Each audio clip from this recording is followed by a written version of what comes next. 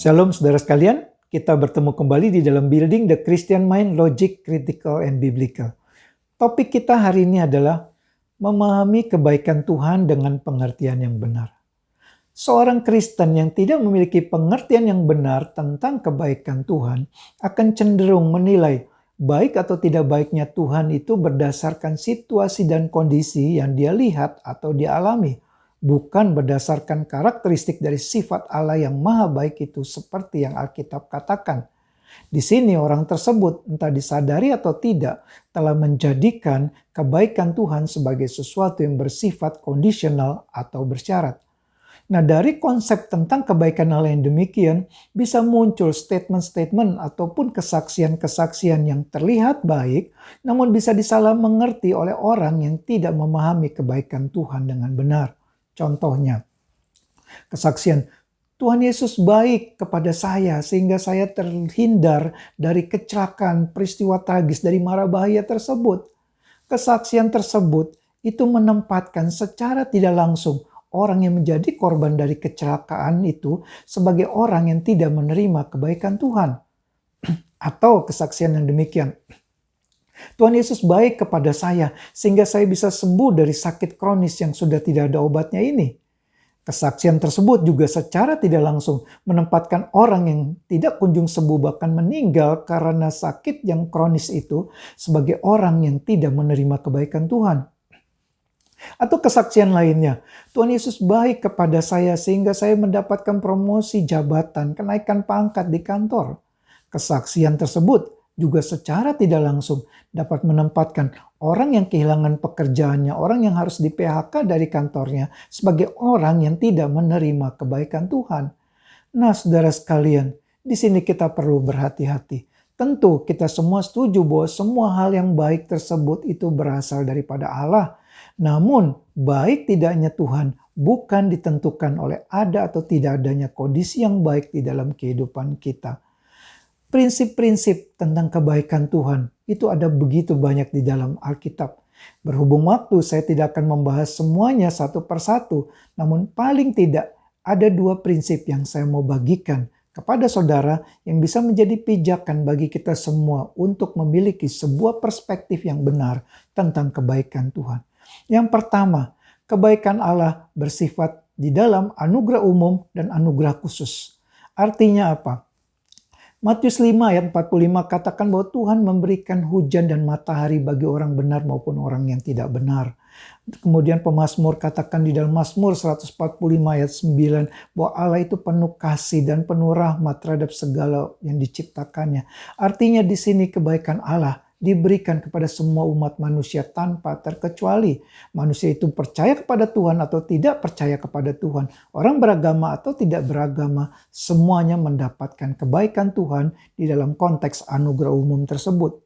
Namun kebaikan Allah juga ada di dalam anugerah khusus. Itu kita yang sebagai orang Kristen kita imani, kita percaya bahwa kita bukan hanya mendapat kebaikan Allah di dalam anugerah umum, tapi kita juga mendapat kebaikan Allah di dalam anugerah khusus, yaitu keselamatan melalui iman kepada Kristus. Yohanes 3 ayat 16. Itu prinsip yang pertama, kebaikan Allah ada di dalam anugerah umum dan dalam anugerah khusus. Prinsip yang kedua adalah kebaikan Allah tidak bisa dan tidak boleh dibatasi oleh kondisi apapun. Artinya, kita tidak boleh menilai Allah itu baik karena kondisi kita sedang baik, dan kita menilai Allah tidak baik waktu kondisi kita juga sedang tidak baik. Allah adalah Allah yang baik bagi mereka yang terhindar dari sebuah kecelakaan yang fatal, tapi Allah juga adalah Allah yang baik bagi mereka yang menjadi korban dari kecelakaan fatal tersebut. Allah adalah Allah yang baik bagi mereka yang bisa sembuh dari satu penyakit yang sudah tidak ada obatnya itu. Tapi Allah juga adalah Allah yang baik bagi mereka yang tidak sembuh bahkan meninggal karena penyakit yang sudah kronis itu. Allah adalah Allah yang baik bagi mereka yang mendapatkan promosi jabatan. Tapi Allah juga adalah Allah yang baik bagi mereka yang kehilangan pekerjaannya. Allah adalah Allah yang baik bagi mereka yang memiliki banyak harta. Namun Allah juga adalah Allah yang baik bagi mereka yang tidak mempunyai harta. Di sini saudara sekalian, kita harus memahami bahwa perbedaan kondisi adalah satu orang dengan orang yang lain. Bukan karena Allah baik kepada si A dan tidak baik kepada si B. Perbedaan itu terjadi atas kedaulatan kehendak Allah. Di sini Allah lah yang berhak untuk menentukan kondisi hidup setiap manusia. Karena manusia adalah ciptaannya dan dia adalah sang pencipta. Kita tidak bisa protes atau mengatakan Allah sudah berlaku tidak adil waktu Allah menetapkan kehendaknya dalam hidup kita. Yakobus 1 ayat 17 mengatakan bahwa segala hal yang baik berasal daripada Allah. Artinya di dalam kedaulatan kehendak Allah kita bisa yakin bahwa Allah tidak berbuat semena-mena. Allah tetap baik di dalam kedaulatan kehendaknya. Nah, saudara sekalian, kita tentu menyadari bahwa tidak ada satupun dalam hidup kita yang bisa terjadi jikalau Allah tidak menghendaki itu terjadi. Alkitab katakan bahwa rambut di kepala kita pun Allah tahu jumlahnya. Namun, betapa sering kali terjadi waktu kondisi hidup kita baik, kita mengatakan Tuhan Yesus baik. Namun waktu kondisi kita buruk, kita mengatakan bahwa ini sudah ditentukan demikian. Seolah-olah waktu dalam kondisi buruk itu tidak ada kebaikan Allah di dalamnya. Padahal Alkitab katakan bahwa Allah turut bekerja dalam segala sesuatu untuk mendatangkan kebaikan bagi mereka yang mengasihi Dia. Roma 8 ayat 28. Ini berarti dalam kondisi baik ataupun buruk, Allah tetap bekerja mendatangkan kebaikan bagi kita. Saudara sekalian, tentu di sini sebagai manusia biasa akan jauh lebih mudah bagi kita untuk mengatakan Allah itu baik waktu kondisi hidup kita sedang baik. Tapi akan sering menjadi lebih sulit untuk kita dengan sepenuh hati mengatakan bahwa Allah itu baik waktu kondisi hidup kita itu sulit. Waktu kita susah untuk memahami mengapa Allah mengizinkan hal seperti ini terjadi dalam hidup kita. Waktu doa permohonan kita akan satu hal yang kita begitu rindukan, tak kunjung Allah kabulkan.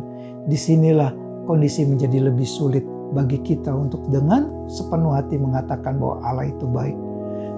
Di sini kita bisa melihat peran daripada Roh Kudus yang Allah berikan, Allah anugerahkan untuk menolong kita semua, memampukan kita semua, sehingga di dalam kondisi apapun, entah itu sukses, entah itu gagal, entah itu naik turun, entah dalam kelimpahan, entah dalam kekurangan, entah dalam sukacita, entah dalam duka cita, entah doa kita terkabul atau tidak terkabul, dalam kondisi apapun, kita dengan pertolongan Roh Kudus mampu berkata dengan sepenuh hati bahwa Tuhan Allahku adalah Allah yang selalu baik bagiku. Kiranya Tuhan memberkati kita semua.